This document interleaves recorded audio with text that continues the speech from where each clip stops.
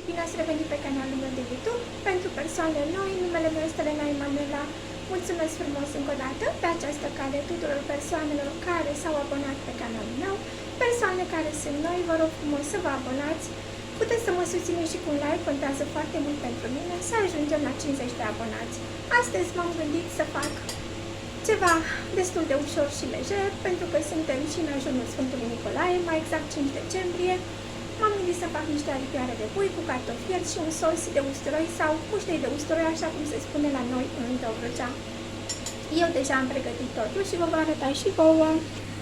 Aici avem aripioarele de pui, le voi lăsa să fiarbă. Aici separat am pus cartofii la fel să fiarbă. Dar separat, într-o tigaie de cal, am pus ceapa să fie un pic caramelizată cu puțin ulei de măsline și rămâne să vă arăt rezultatul final. Mulțumesc frumos pentru urmărire și rămâne să ne auzim cu rezultatul final. Vă pup!